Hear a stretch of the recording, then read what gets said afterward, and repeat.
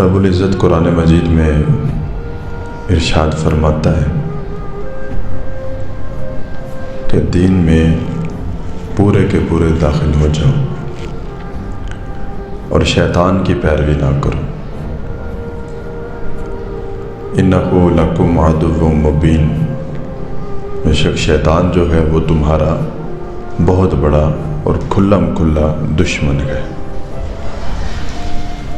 اب اس آیہ مبارکہ میں رب تعالیٰ نے فرمایا کہ اسلام میں مکمل داخل ہو جاؤ۔ اس کا مطلب یہ ہے کہ اگر تم مسلمان ہو تو مسلمان بن کے رہو، اگر تم اسلام میں داخل نہیں ہو پھر تمہاری مرضی، لیکن اگر مسلمان ہو اور کام کفار والے ہوں، مشرکین والے ہوں، منافقین والے ہوں، تو اللہ رب العزت ایسے بندوں کو مخاطب ہو کے فرما رہے ہیں کہ دین میں اگر داخل ہونا ہے تو پورے کے پورے داخل ہو، مکمل طور پہ۔ اگر کلمہ پڑھا دین اسلام میں داخل ہوئے، اسلام قبول کیا، تو پھر مسلمان ہی رہو، شیطان کے پیچھے نہ بھاگو۔ اب دور حاضر میں مسلمان جو ہے وہ اس طرح کی منافقانہ زندگی گزار رہا ہے کہ نام لیتا ہے اللہ کا، نام لیتا ہے رب رحمان کا، اور کام سارے کے سارے کفار اور مشرکین والے ہیں۔ ایک بندہ ہے وہ مسلمان، کلمہ پڑھا، نماز بھی پڑھتا ہے، قرآن بھی پڑھتا ہے، سب کچھ کرتا ہے، لیکن دل میں منافقت لیے بیٹھا ہے۔ مطلب یہ کہ کہتا تو ہے کہ سارے مسلمان میرے بھائی ہیں، لیکن جب ان کے ساتھ دینے کی باری آتی ہے تو پھر وہ لا علم بن جاتا ہے، ایسا بن جاتا ہے کہ اس کو کسی چیز کا علم ہی نہیں ہے۔ اب جیسے ہر بندہ مومن کو اس چیز کا علم ہے کہ جو دور چل رہا ہے، جو وقت چل رہا ہے، مسلمانوں کے اوپر بہت مشکل اور ایک امتحان کا وقت ہے۔ اس میں اگر مسلمان کا ساتھ نہیں دے گا تو پھر وہ قیامت کے روز رب تعالیٰ کے حضور کھڑے ہو کر کیسے کہے گا کہ باری تعالیٰ میں نے مسلمان ہونے کا حق ادا کیا تھا؟ کیسے وہ یہ بات کرے گا کہ باری تعالیٰ جہاں میری ضرورت پڑی تھی وہاں پر میں نے کام کیا تھا؟ اور پچھلے جمعے بھی میں نے یہ بات کی کہ فلسطین میں، غزہ میں جو اس وقت صورتحال ہے وہ کوئی بندہ دیکھ نہیں سکتا۔ ادھر چھوٹے چھوٹے بچوں کی لاشیں جو ہے وہ آسمان تک اڑتی ہوئی نظر آ رہی ہیں۔ کچھ تو یوں بھی ہے کہ جب وہاں پر بم برسائے جاتے ہیں، بچوں کی لاشیں، بڑوں کی لاشیں اس طرح اٹھائی جا رہی ہیں، اس طرح دیکھنے کو مل رہی ہیں، کسی کا سر کھلا ہوا ہے، کسی کا پورا جسم ہی پھٹ گیا۔ مطلب اس طرح کی صورتحال ہو اور مسلمان اپنی خوشیوں میں، اپنی زندگی میں مست ہوں، تو پھر قیامت کے روز اللہ پوچھے گا، کیونکہ مسلمان تو مسلمان کا بھائی ہے۔ اگر ایک مسلمان بھائی یا بہن تکلیف میں ہو تو دوسرا مسلمان بھی تڑپ اٹھے، کیونکہ کریمہ کا علیہ الصلوۃ والسلام نے فرمایا کہ مسلمان آپس میں ایک جسم کی مانند ہے، کہ جسم کے ایک حصے کو تکلیف ہو تو اس کو پورا جسم محسوس کرتا ہے کہ کسی ایک حصے میں تکلیف ہو رہی ہے۔ تو اگر ہمارے مسلمان بہن بھائیوں پر اس وقت ظلم و ستم کیے جا رہے ہوں اور ہم ٹس سے مس بھی نہ ہو رہے ہوں، تو پھر ہمیں دیکھنا چاہیے کہ آیا ہم اسلام میں پورے داخل ہوئے بھی ہیں کہ نہیں۔ اور وہ وقت دور نہیں ہے کہ جب دشمنان اسلام کو نیست و نابود کر دیا جائے گا، جب بالکل دشمنان اسلام ختم ہو جائیں گے، یہود و نصارہ۔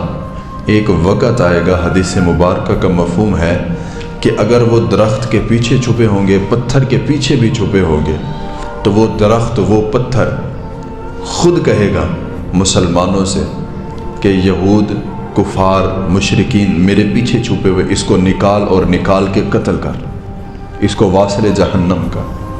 وہ وقت آئے گا۔ اگر آج غزہ کے مسلمان جو ہیں وہ اپنی جنگ آب لڑ رہے ہیں اور 57 اسلامی ممالک جو ہیں وہ سکون کی نیند سو رہے ہیں، تو وہ رب بڑا بے نیاز ہے۔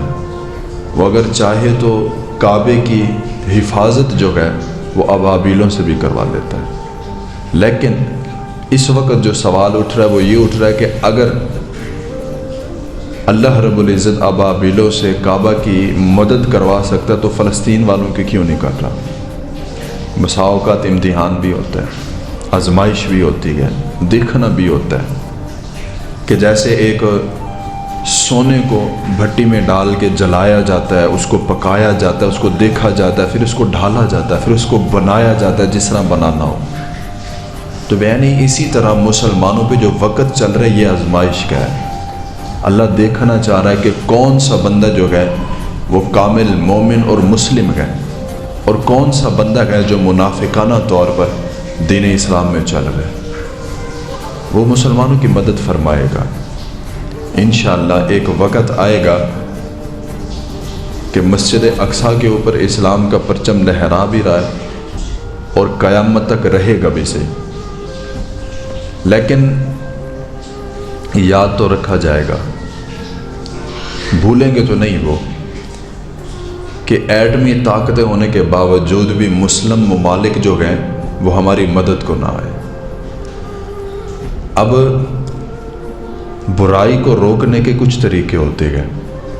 سب سے پہلا یہ ہے کہ جہاں پر برائی ہو، جہاں پر ظلم و ستم ہو رہا ہو، آپ اس کو مار کے ڈنڈے سے روکیں۔ اگر آپ اس سے نہیں روک سکتے تو پھر دوسرا طریقہ یہ ہے کہ آپ اس کو زبان سے روکیں۔ یہ ایمان کا تھوڑا کمزور جو ہے نا وہ حصہ ہے کہ آپ نے اس کو زبان سے روکنا ہے۔ اگر زبان سے نہیں روک پا رہے تو اس کو دل میں برا ضرور جاننا ہے۔ یہ ایمان کا بالکل کمزور سے کمزور تر جو ہے نا وہ درجہ ہے کہ کیا کرنا ہے، اس برائی کو دل میں برا ضرور جاننا ہے۔ اب اگر ہم فلسطین میں نہیں جا پا رہے، ہم نہیں لڑ پا رہے، ہم نہیں جا سکتے، وہاں پر وسائل نہیں ہیں، اگر موقع ملے گا تو جائیں گے۔ مرنا تو ہے، کیوں نہ شان و شوکت سے مر جائے، مرنا تو ہے، کیوں نہ شہادت کا رتبہ لے کے مر جائے، چلے تو جانا ہے۔ تو اس وقت فلسطین کے ساتھ جو معاملہ ہو رہا ہے کہ ہم جنگ تو نہیں کر سکتے، جا کے ہم نہیں جا سکتے، لیکن دوسرا یہ ہے کہ ہم اس کو زبان سے برا تو کہہ سکتے ہیں۔ مطلب یہ کہ جو چیزیں کفار اور مشرکین کو، اسرائیل کو پروٹیکٹ کر رہی ہیں، اس کو پیچھے سے سپورٹ کر رہی ہیں، اس کو جو ہے وہ فنڈ کر رہی ہیں، فنڈنگ کر رہی ہیں، ہم ان چیزوں کو استعمال نہ کر کے ایک حصہ تو بن سکتے ہیں کہ باری تعالیٰ ہم نے اپنا حصہ شامل کیا تھا۔ تو ہم نہ پہلی والی صفت میں ہیں، نہ دوسری والی میں ہیں، اور نہ ہی تیسری والی میں۔ کچھ لوگ تو اتنا بے حس ہیں، اتنا بے حس ہیں، ان کو پتہ ہی نہیں ہے کہ غزہ میں ہو کیا رہا ہے، غفلت کی نیند سوئے ہیں۔ اب ہر خطیب جو ہے وہ جمعہ کے ٹائم پہ ممبر پہ بیٹھ کے چیخ چیخ کے یہ کہہ رہا ہے کہ مسلمانوں ہوش میں آؤ، مسلمانوں ہوش میں آؤ، اپنی تاریخ اٹھا کر دیکھو۔ اور یہ واقعتاً حقیقت بات ہے کہ مسلمان جو ہیں ان کے اوپر جہاد ایسے ہے جیسے اونٹ کی کوہان ہوتی ہے۔ اونٹ کی کوہان جو ہے وہ اونٹ سے بلند ہوتی ہے، وہ دور سے نظر آتی ہے۔ تو بے عین کی اسی طرح اگر مسلمان جہاد کرتے رہیں گے تو وہ سر بلند رہیں گے، باوقار رہیں گے، باعزت رہیں گے۔ اور جب سے جہاد چھوڑا، جب سے جہاد ہماری زندگی سے نکلا، آج مسلمان در در پہ جو ہے نا وہ ٹھوکریں کھا رہا ہے۔ ایک بندے نے بڑی ہی خوبصورت بات لکھی تھی. اس نے کہا تھا کہ جب تک نوجوان اور گھوڑے یہ دو چیزیں جب میدان جنگ کی زینت ہوا کرتی تھی نا، مسلمان جو ہے وہ باعزت اور باوقار ہوتے تھے اور پورا سر ہوتے تھے، زمانہ ڈرتا تھا. لیکن جب سے نوجوان اور گھوڑے سٹیجوں کی زینت بنے گئے، ناچنے گانے میں لگ گئے ہیں، تب سے ذلت اور رسوائی جو ہے وہ مسلمانوں کا مقدر بن گئے. آج بیانی اسی طرح کام چل رہا ہے. گھوڑے جو جنگوں میں استعمال کیے جاتے تھے آج وہ شادی بیاہوں پہ نچانے پہ کام آ رہے. گھوڑے وہ نوجوان جو تلواریں لے کر میان باندھ کر کمر باندھ کر جو ہے وہ میدان جنگ میں اترتے تھے اور شجاعت و بہادری کے جو ہے وہ موتی بکھیرتے تھے، آج وہی نوجوان ہیں، نہ ان کو نماز کا پتہ ہے نہ ان کو قرآن کا پتہ ہے. وہی نوجوان جو ہے آج اپنی رنگینیوں میں مست ہے. اور ایسے نوجوانوں کا کیا کرنا ہے؟ ایسے نوجوانوں کی جوانی کا کیا فائدہ کہ جس کی زندگی کا مقصد صرف اور صرف بے حیائی ہو؟ ایسے نوجوانوں کا کیا کریں گے؟ ایسے نوجوان دوست میرے، ایسے نوجوان بھائی میرے جن کی زندگی کا مقصد صرف اور صرف موبائل چلانا ہے، انٹرنیٹ کے ساتھ کنیکٹ رہنا ہے، دوستوں کے ساتھ گھومنا پھرنا ہے، یاریاں لگانی ہے، کھانا پینا ہے. اگر ایسے نوجوان ہیں تو ایسے نوجوانوں کو کیا فائدہ؟ یہ نوجوان غزہ میں جائیں گے اور یہ نوجوان فلسطین میں جا کے جو ہے نا وہ جنگ لڑیں گے. وہ بہادر نوجوان اور تھے، یہ نہیں ہے. میرے بھائی ایک وقت آئے گا اسلام کا پرچم بلند ہوگا. یہ ہماری تاریخ میں ملتا ہے کہ 4 لوگ ایسے آئے اس دنیا میں، 4 لوگ جس کو اللہ رب العزت نے پوری دنیا کی بادشاہت دی. مطلب ایک وقت میں پوری دنیا کا بادشاہ، سارے کے سارے جو ہے نا وہ کنٹرول اس ایک بندے کے ہاتھ میں. تو تاریخ میں ملتا ہے اس میں 2 جو حکمران تھے، بادشاہ تھے مسلمان، اور 2 کافر تھے. کافر میں جو تھے وہ نمرود اور بخت النصر، یہ 2 جو تھے یہ کافر تھے بادشاہ. اور 2 جو بادشاہ گزرے پوری دنیا پر حکومت کرنے والے مسلمان، ان میں حضرت سلیمان علیہ السلام اور دوسرے حضرت ذوالقرنین. اب یہ جو دوسرے ہیں ان کے بارے میں یہ بات ملتی ہے کہ کچھ کہتے ہیں کہ یہ نبی تھے اور کچھ کہتے ہیں یہ ولی تھے، رب تعالیٰ کے برگزیدہ بندے تھے. لیکن حضرت علی المرتضیٰ شیر خدا کرم اللہ تعالی وجہہ الکریم، آپ نے لکھا کہ حضرت ذوالقرنین جو ہیں یہ نبی نہیں، یہ ولی تھے. تو ہم بھی اسی چیز کو مانتے ہوئے یہ بات کرتے ہیں کہ حضرت ذوالقرنین جو ہیں وہ نبی نہیں، وہ ولی کامل تھے. تو ان کے بارے میں لکھا ہوا ملتا ہے کہ آپ کو جب پوری دنیا کی بادشاہت ملی تو آپ کے دل میں ایک دن خیال آیا کہ یار ذرا دیکھو تو صحیح، یہ سورج جو ہے یہ غروب کہاں پہ ہوتا ہے، یہ ڈھلتا کدھر ہے، جاتا کہاں پہ گیا. سفر شروع گئے، بادشاہ اپنے پورے پروٹوکول کے ساتھ سفر کر رہا ہے اور دیکھنا چاہ رہا ہے کہ سورج غروب کہاں ہوتا ہے. کیونکہ رب تعالیٰ نے وسائل پیدا کرنے ہوتے ہیں، بہانے بنانے ہوتے ہیں کہ کیسے کس سے کام لینا ہے. تو حضرت ذوالقرنین جو تھے سفر کرتے کرتے آخر کار اس جگہ پر پہنچ گئے جہاں پر سورج غروب ہوتا تھا. ایک کالا اندھیرا جو نا وہ کنواں تھا جس میں وہ سورج ڈوب جاتا تھا. لیکن پھر بھی رب تعالیٰ کی قدرت کو دیکھ نہیں پائے کہ وہ آگے کہاں جاتا ہے، بس ادھر تک رک گئے، اس سے آگے نہیں جا پائے. لیکن جہاں پر وہ سورج غروب ہوتا تھا، ڈوبتا تھا، غائب ہوتا تھا، اسی جگہ پر حضرت ذوالقرنین کی رعایا میں کچھ بندے تھے. وہ ایک علاقہ تھا جو کہ بہت پریشان تھا. حضرت ذوالقرنین جب وہاں پر پہنچے تو لوگوں کو پتہ چلا کہ بادشاہ وقت آیا ہے. تو انہوں نے جو ہے ان کو ایک شکایت لگائی، ایک عرض کی. کہنے لگے حضور آپ ہمارے پاس آ ہی گئے ہیں، ہم بڑے پریشان ہیں۔ یہاں پر ایک قوم ہے جو اتنا خونخوار ہے کہ جب فصل کا وقت آتا ہے تو وہ فصل کی تباہی لگا دیتے ہیں، اور اتنا خونخوار وہ قوم ہے، اتنا خونخوار ہے اور اتنا قد آور ہے کہ وہ سانپ اور بچھو بھی کھا جاتے ہیں، وہ کسی کو چھوڑتے نہیں۔ وہ بڑی خطرناک قوم ہے اور ہم اس سے بڑے تنگ ہیں، اور کبھی کبھی تو ایسا ہوتا ہے کہ وہ پورے زندہ انسان کو بھی نگل جاتے ہیں۔ اس طرح کی خونخوار ایک قوم ہے۔ تو حضرت ذوالقرنین نے جب پوچھا کہ وہ کون ہے، یہ وہ قوم تھی جس کا ذکر قرآن مجید میں آیا، یاجوج اور ماجوج۔ یہ وہ خونخوار قوم تھی کہ جو سانپ اور بچھو بھی کھا جاتے تھے، انسان بھی نگل جاتے تھے۔ جب ان کو بتایا گیا کہ یہ قوم ہے اور یہ ہمیں بڑا تنگ کر رہی ہے، بڑا جو ہے نا ہمارے اوپر ظلم و ستم ڈھا رہی ہے، تو حضرت ذوالقرنین جو تھے وہ کہنے لگے کہ آپ کا ساتھ چاہیے، صرف آپ نے میری مدد کرنی ہے جسمانی طور پہ، میں جو کہوں آپ نے کرنا ہے۔ تو وہ جو اس قوم کے بندے تھے کہنے لگے جی ٹھیک ہے، ساری زندگی کی ضلالت سے بہتر ہے کہ کچھ دن جو ہے نا مزید پریشان ہو کے یا مشقت اٹھا کے ان سے تو چھٹکارا حاصل کرے۔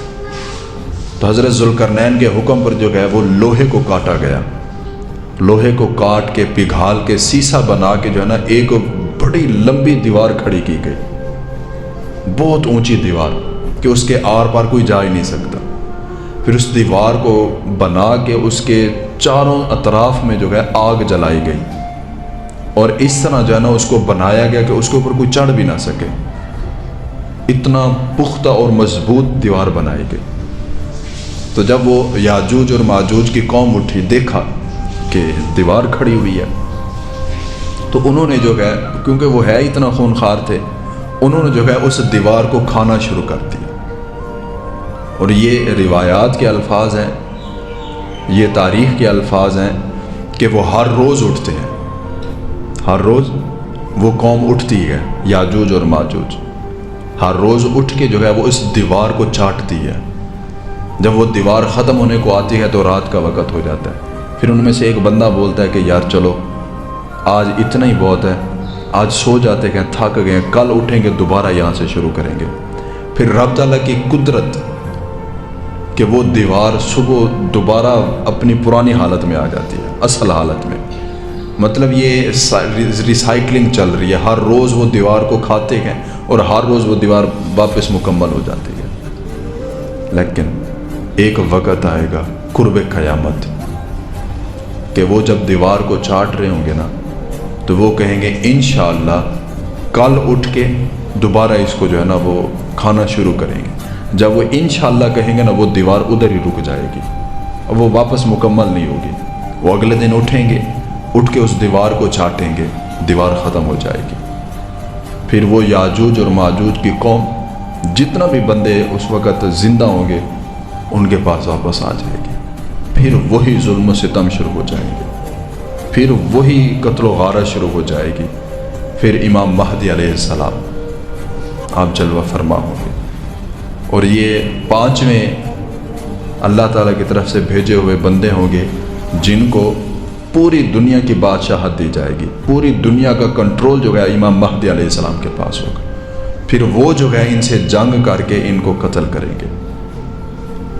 تو یہ ساری بات جو ہے اس کے بتانے کا مقصد صرف اور صرف یہ ہے کہ اگر کوئی بندہ کسی پر ظلم و ستم کر رہا ہے تو اس کے ظلم کا سورج ایک نہ ایک دن ڈوبنا ضرور ہے۔ اگر کوئی بندہ کسی کے ساتھ زیادتی کر رہا ہے تو اس کا سورج غروب ضرور ہونا ہے۔ اگر اتنا خون خار قوم ہے، اگر اللہ رب العزت ان کو روک سکتا ہے نا، تو اسرائیل والے کو زیادہ ان سے بڑے نہیں ہیں، اللہ تعالیٰ ان کو بھی روک سکتا ہے، اللہ تعالیٰ ان سے بھی بدلہ لے سکتا ہے۔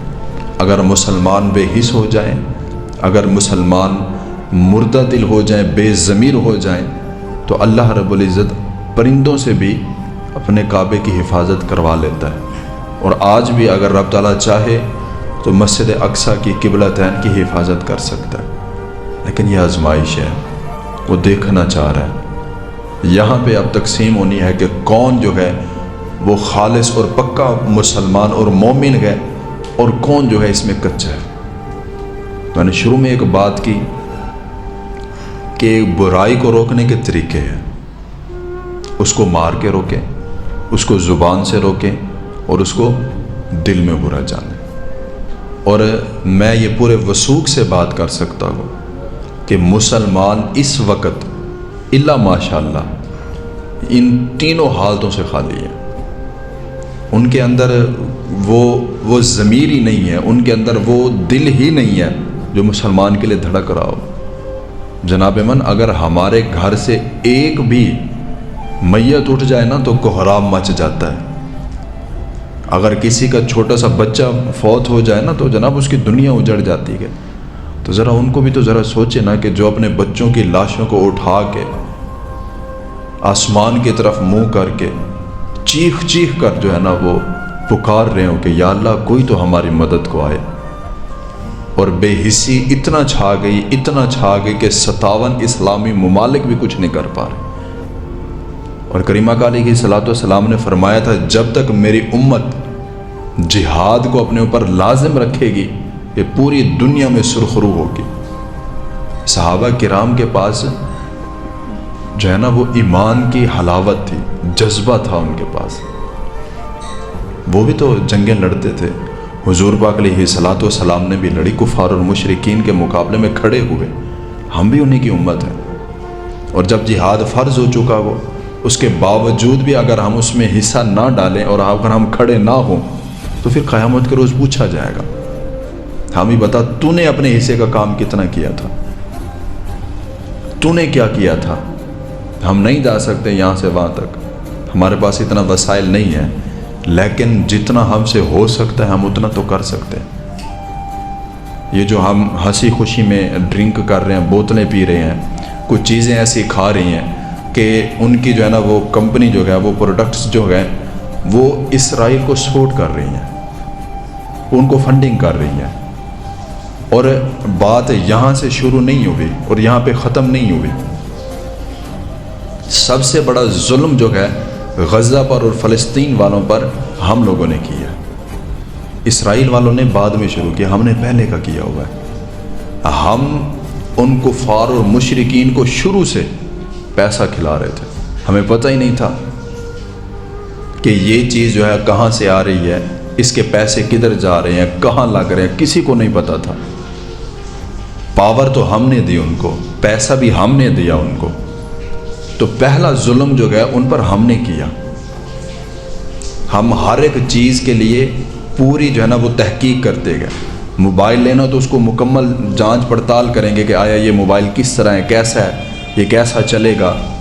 گاڑی لینے جانا ہو تو چیک کرتے ہیں، پہلے ہر ایک چیز چیک کی، لیکن جب ایمان کی باری آئی تو پھر ہم اندھے ہو کے جو دل میں آیا وہی کیا۔ کوئی قرآن مجید میں ہے اِنَّهُ لَكُمْ عَدُوٌّ مُّبِينٌ، اللہ فرماتا ہے وَلَا تَتَّبِعُوا خُطُوَاتِ الشَّيْطَانِ، کہ شیطان جو ہے وہ تمہارا کھلم کھلا دشمن ہے، اس کی پیروی نہیں کرنی۔ فی السلم کافہ، دین میں پورے کے پورے داخل ہونے، یہ منافقانہ زندگی نہیں گزارنی۔ ہم نے کلمہ تو پڑھا حضور پاک علیہ الصلوۃ والسلام کے، لیکن اس کلمے کے تقاضوں کو نہیں پورا کیا۔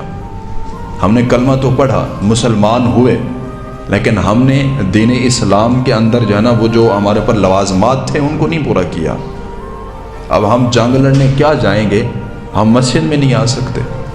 ہم جنگ لڑنے کیا جائیں گے جب ہمارے اپنے ہی محلے میں، ایک ہی محلے میں رہتے ہوئے ہمارے ساتھ والا جو ہے وہ تکلیف میں ہے اور ہمیں پتہ بھی نہیں ہے۔ ہم فلسطین میں جا کے کیسے جنگ لڑیں گے، ہم اپنے محلے میں نہیں کسی کا ساتھ دے پا رہے۔ اگر ایک بندے کی مالی حالت خراب ہے تو ہم اس پہ ہنس رہے ہیں، بجائے اس کے کہ ہم اس کو سپورٹ کریں، بجائے اس کے کہ ہم اس کو کچھ کھلائیں، کچھ پلائیں۔ نہیں، ہماری تو لڑائی ہے۔ آج بھائی بھائی سے ناراض ہو کے بیٹھے، بھتیجے چاچے سے ناراض ہو کے بیٹھے گئے، تو یہ لڑائیاں چل رہی ہیں۔ جناب من، حضور پاک علیہ الصلوۃ والسلام کو جتنا تکلیف ابو جہل نے دی نا، ہمیں آج تک کسی نے نہیں دی۔ ابو جہل نے جتنا مسلمانوں کو تنگ کیا، تکلیفیں دی، ہمیں نہیں کسی نے دی اتنا۔ تو ابو جہل کا بیٹا حضرت اکرمہ جب وہ پیغام دیا نا کہ میں کلمہ پڑھ کے مسلمان ہونا چاہتا ہوں، تو حضور پاک علیہ الصلوۃ والسلام نے سب صحابہ کرام کو اکٹھا کیا، میدان لگایا، پھر سارے صحابہ کرام کو یہ تربیت کی کہ خبردار کسی نے بھی اکرمہ کے سامنے اس کے باپ کو برا بھلا نہیں کہنا۔ ہاں انہوں نے ہمارے اوپر جو ہے نا وہ پریشانیاں ڈالی ہیں، ہمیں تکلیف دی ہے، ہمیں پریشان کیا، ہمیں تنگ کیا، سب کچھ کیا، لیکن اس وقت وہ کلمہ پڑھنے کے لیے آ رہا ہے، تو اس کے باپ کی بات نہیں کرے گا کوئی، اس کے سامنے اس کے باپ کو کوئی برا بھلا بھی نہیں کہے گا، اس کے سامنے کوئی اس کو بھی کچھ نہیں کہے گا، کیونکہ اس وقت وہ اسلام قبول کرنے آ رہا ہے۔ اگر ایک دشمن کا بچہ ہو، اس کے بارے میں کریم آقا علیہ الصلوۃ والسلام اس طرح کی شفقت فرما رہے ہیں، جن کے اوپر بذات خود بنفس نفیس، جن کے اوپر انہوں نے جو ہے نا وہ ظلم و ستم کیے، تکلیفیں دی، تو کیا ہماری لڑائیاں ان سے بڑی ہیں؟ یا اگر کسی رشتہ دار نے، کسی بہن بھائی نے ہمارے ساتھ اگر زیادتی کر بھی دیا تو اتنا بڑی تو نہیں تھی کہ ساری زندگی گزار دی لڑائی میں، دوبارہ صلح ہی نہیں کی، ساری زندگی ہی گزار دی، ساتھ والے ہمسائے سے بات ہی نہیں کی، کیونکہ اس نے تو میرے بچے کو مارا ہے، اس نے تو مجھے تکلیف دی ہے، میں تو اس سے تنگ ہی بڑا ہوں۔ یار تو اللہ پہ چھوڑ، جب تک ہم خود اپنے گھر سے نہیں شروع کرتے نا، وہاں تک نہیں پہنچ سکتے۔